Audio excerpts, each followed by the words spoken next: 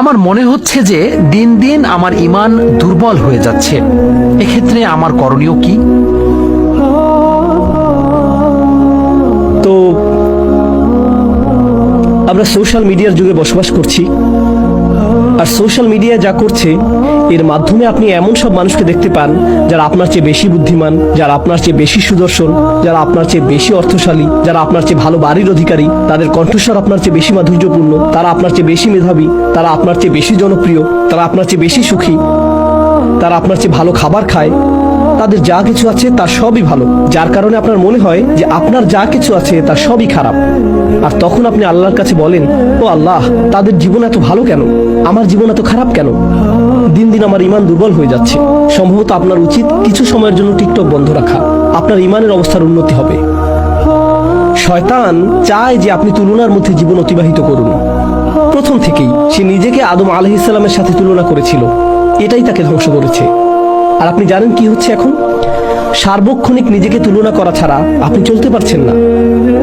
মেয়েরা নিজেকে অন্য মেয়ের সাথে তুলনা করছে এবং বলছে, অমুক আমার চেয়ে লম্বা, অমুক আমার চেয়ে চিকন, অমুকের ত্বক আমার চেয়ে ভালো, অমুককে মানুষ বেশি পছন্দ করে, অমুকের দাঁত বেশি সুন্দর, অমুকের জামা কাপড় বেশি সুন্দর, অমুকের বিয়ে হয়ে গেছে, ও মাই গড, অমুকের বাচ্চা হয়ে গেছে, আমার এখনো বিয়েই হয়নি, অমুক পড়ালেখা শেষ করে ফেলেছে, আমি এখনো ফার্স্ট ইয়ারই শুরু করিনি। সার্বক্ষণিক তুলনা আপনাকে ধ্বংস করে ফেলেছে এবং আপনার ঈমান ধ্বংস করে ফেলেছে। এই কারণে আপনি লক্ষ্য করছেন না যে আপনার কি আছে, আপনি সব সময় লক্ষ্য করছেন অন্য মানুষের কি আছে, আর তখন আপনার যা আছে তা আপনার কাছে নগণ্য মনে হয়। আল্লাহর শপথ, যদি আপনার কাছে কোনো খাবার না থাকে আর তখন আপনাকে কেউ ছোট এক টুকরা রুটি দেয়, তাতে আপনি সন্তুষ্ট হয়ে যাবেন। কিছু না থাকার চেয়ে সামান্য কিছু থাকাও ভালো। কিন্তু আপনার কাছে যদি সেই এক টুকরা রুটি থাকে আর আপনি তাকিয়ে দেখেন যে অন্য একজনের কাছে আরো বড় রুটির টুকরা আছে, তখন সহসাই সেই এক টুকরা রুটিতে আপনি আর সন্তুষ্ট থাকবেন না। যদি আপনি অন্য কোনো দিকে না তাকিয়ে নিজের মতো করে থাকেন, এটাই যথেষ্ট। আল্লাহ বলেছেন, লা তাতামান্নাউ মা ফাদ্দালাল্লাহু বিহি বা'দাকুম আলা বা'দ। তোমরা আকাঙ্ক্ষা করো না সেই সবের যার মাধ্যমে আল্লাহ তোমাদের একের উপর অপরকে শ্রেষ্ঠত্ব দান করেছেন। অন্য সেই সকল জিনিসের প্রতি আকাঙ্ক্ষা করতে থাকবে না। লিররিজালি নাসিবুম মিম্মা ইকতাসাবু ওয়া লিন-নিসাই নাসিবুম মিম্মা ইকতাসাবনা। পুরুষরা যা উপার্জন করেছে তাতে তাদের একটি অংশ রয়েছে এবং নারীরা যা উপার্জন করেছে তাতে তাদের একটি অংশ রয়েছে। ওয়াসআলুল্লাহ মিন ফাদলিহি, অর্থাৎ যদি তোমরা উত্তম কিছু আশা করো, আল্লাহর নিকট যা আছে সেই অনুগ্রহের জন্য প্রার্থনা করো। আল্লাহর কাছে এই প্রার্থনা করবে না যে ও আল্লাহ, তার কাছ থেকে এটা কেড়ে নিয়ে আমাকে দিন।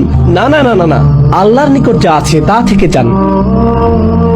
তো আপনাদের হতাশা এবং ঈমানের দুর্বলতার বেশ বড় একটা অংশ আসছে অন্য মানুষের প্রতি এবং তারা কি করছে তার প্রতি আপনার মন সবসময় আচ্ছন্ন থাকার কারণে। তো আপনাদের হতাশা এবং ঈমানের দুর্বলতার বেশ বড় একটা অংশ তৈরির কারণ হলো আপনার মন সবসময় আচ্ছন্ন থাকে অন্য মানুষকে নিয়ে। তারা কি করছে, তারা কোথায় বসবাস করছে, তারা কেমন আছে, তাদের জীবনে কি ঘটে যাচ্ছে। আপনার নিজের জীবন যাপন করুন। সোশ্যাল মিডিয়া ব্যবহার করে আপনি অন্যের জীবন যাপন করা থেকে বিরত থাকুন। তারা কৃত্রিম। সোশ্যাল মিডিয়ায় সবচেয়ে সুখী দম্পতি, তাদের দাম্পত্য সম্পর্ক শোচনীয় অবস্থায় আছে, কিন্তু তাদেরকে এটা প্রদর্শন করতে হবে যে তাদের দাম্পত্য জীবন কতই না সুন্দর, কারণ এর ফলে তাদের সোশ্যাল মিডিয়াতে নেতিবাচক প্রভাব পড়বে। এই জগৎটা কৃত্রিম, এর বড় একটি অংশ কৃত্রিমতায় পূর্ণ, আর এটাকেই আপনি মানদণ্ড মনে করছেন। এটাই আমাদের সময়ের সবচেয়ে বড় সংকটগুলোর একটি। আপনি সবসময় অপর্যাপ্ততা এবং অপরিপূর্ণতার অনুভূতিতে ভুগছেন, অথবা আল্লাহ আপনাকে পর্যাপ্ত দেননি। এটা ঈমান দুর্বল করার বড় কারণগুলোর একটি। আল্লাহ আপনাদের সবাইকে এটা থেকে রক্ষা করুন।